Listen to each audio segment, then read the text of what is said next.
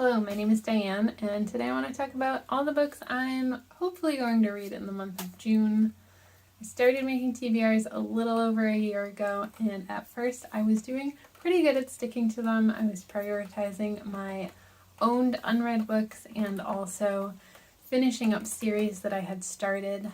And once I felt like I was getting to a very reasonable number of unread books on my shelves and not an overwhelming one, same with series, I started adding newer things that I didn't own, things that weren't part of series, to my TBR.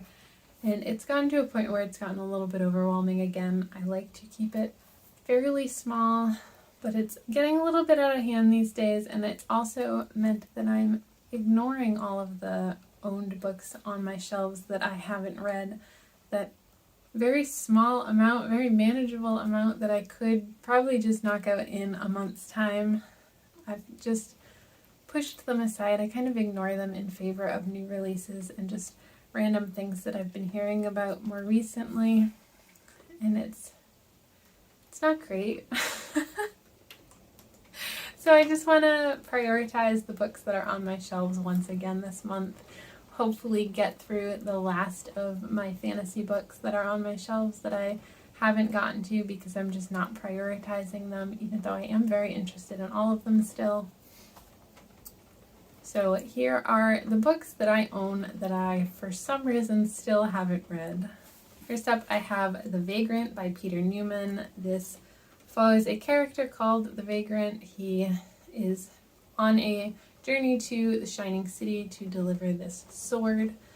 I'm not really sure why or what the significance of the sword is. He also has a baby with him for some reason.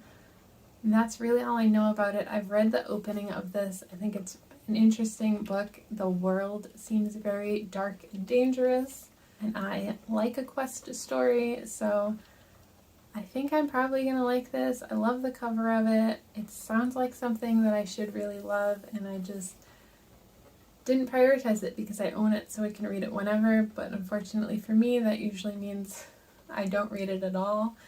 So hopefully this month I will finally figure out who the Vagrant is, why he has a baby, and what's so important about this sword that he has.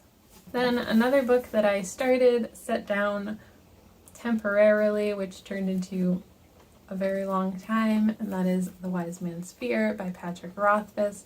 I read over 200 pages in this already, so I've already read a fair chunk of this, even though there is still quite a bit of book left.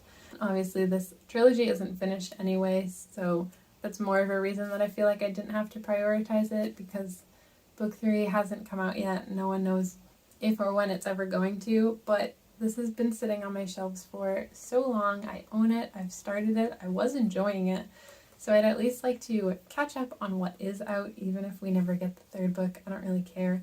I just want to enjoy the one that I have. So hopefully I'll get through this next month, or at least further through it than I currently am, because there is still almost 800 pages that I have left to read. But I just want to not have this hanging over me. This is a big book to be staring me down every month. Another big book, even though it doesn't look quite as big, is The Dwarves by Margus Heights. This one I started, I read a chapter or two of it. I liked the writing. I think it sounds interesting. And then I just set it down for absolutely no reason and never picked it up again. But this follows a main character who is a dwarf. He's been abandoned by his family, I think, and lives with humans now. And he's given some sort of job to deliver something, if I remember correctly. And he, again, has lived his life not being around dwarves for the vast majority of it, if not all of it.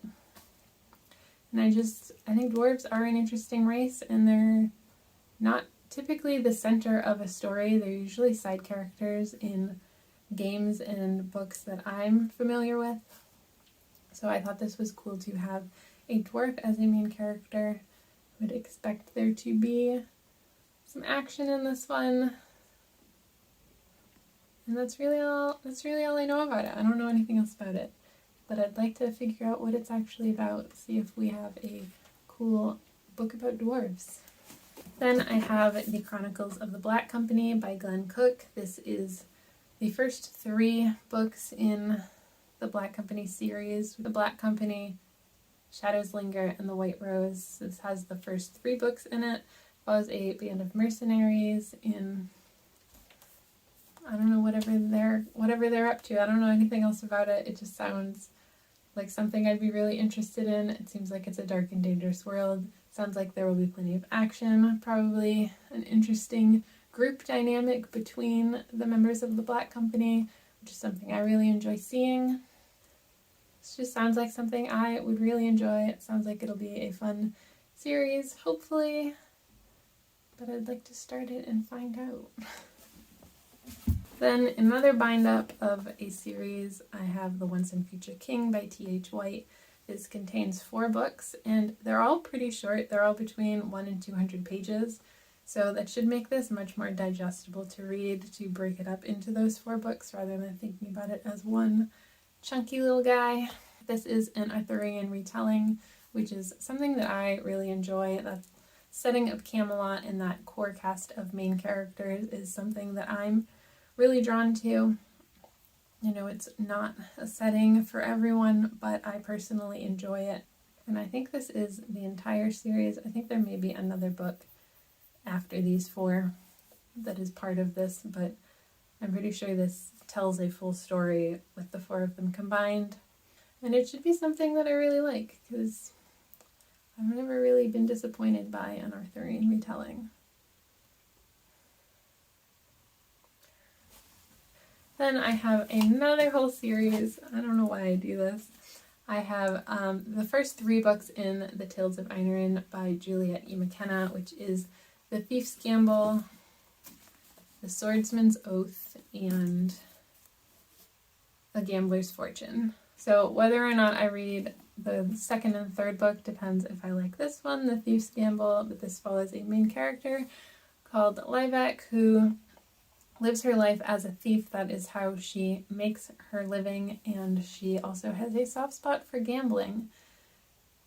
She lives her life trying to be as ambiguous and drawing as little attention as possible to herself.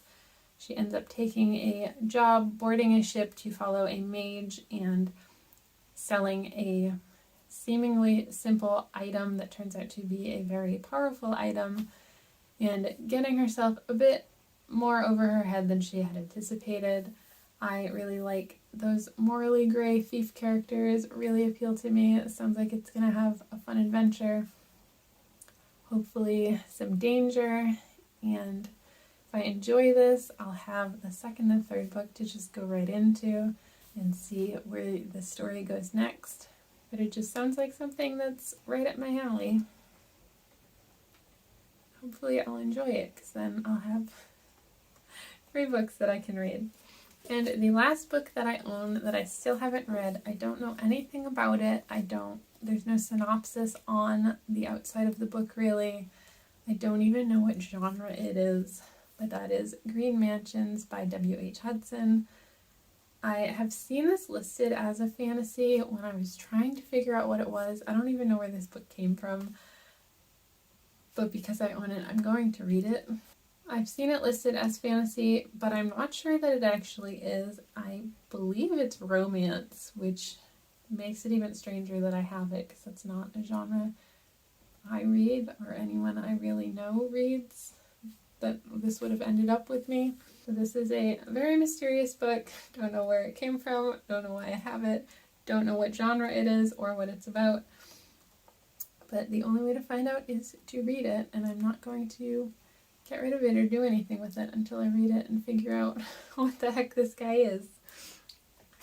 And that is it. Those are all of the books I own that I haven't read. I think that's not too bad. It's definitely more than I would like, because I would like to be able to say that I have read all of the books on my shelves. I also definitely have quite a few nonfiction books that I'm not going to talk about because I'm having a harder time prioritizing those and getting those back into the mix, even though I am interested in all of them. And I also have a handful of classics that I don't really count towards my TBR very much because I've read some of them. A lot of them are collections from certain authors. that I've read certain books out of, but not the entirety of. So those are kind of, I'll read them one day, but I don't really worry about them. But hopefully I'll be able to get through these in the month of June. It is quite a bit of reading just to get through the books that I own without anything additional. But hopefully I can keep these as my priority and actually get through them, and then at the end of the month I'll be able to say I've read all of the fantasy books on my shelves, and then I can start reading all of the new things that have been drawing my attention and distracting me. Let me know if you've read any of these books. Let me know what you're most excited to read in the month of June. Thanks for hanging out with me, and I'll see you next time.